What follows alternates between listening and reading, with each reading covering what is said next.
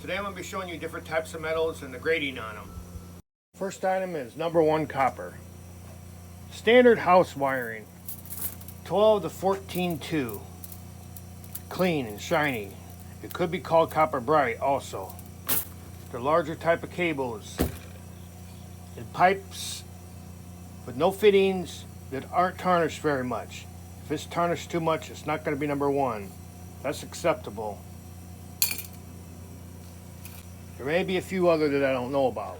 Number 2, if it's burnt or tarnished, it can be a bigger wire that looks like number 1, but they're going to give you number 2 because it's dirty. This is your standard house wiring, but it's tarnished, so they're going to give you a number 2 price. And possibly the sheet copper could be number 2 or number 3, depending on the junkyard. Now this, if you clean this up and get this tarnish off of here, it'll be number 1. But like this, they're probably going to give you number 2.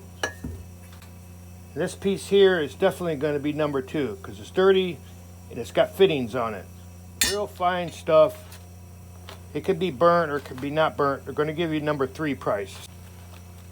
It's the lower price of copper. Smaller, finer copper windings you find on a lot of small motors. That's number 3. Next on the list is brass. Only 2 types of brass that I know of, and that's red brass and yellow brass. I haven't seen much red brass around. I don't have any, so I can't show you. But yellow brass is pretty much the same price all the way through, unless you have some steel or plastic on it. Then they'll dock you on the price. Now we're going to go through aluminum. We'll start with the lowest price. What we got here is aluminum cooking pan and screens. That's going to probably be only around 40 cents a pound for this kind of aluminum. It's not a very valuable aluminum. Next is pots and pans. It's a little bit more what the aluminum screens pay, but not much, maybe 2 or 3 cents. You have tubular type aluminum and storm windows.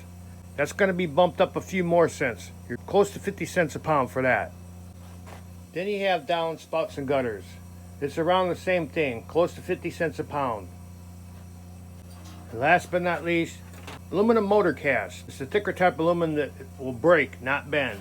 It's for motors and transmissions and other various items like that. That's about 60 cents a pound right now. Alright, now we're going to talk about the steel prices. First is prepared steel.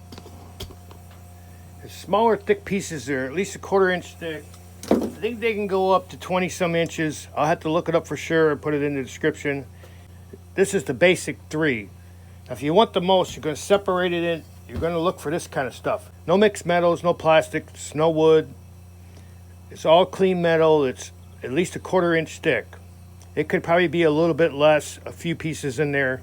But for the most part, that's what you're looking for prepared steel.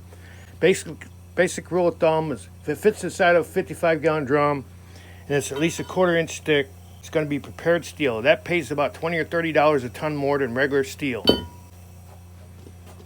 The next is going to be sheet steel. They have more than 3 grades of steel. I'm just breaking it down to the minimal that I know.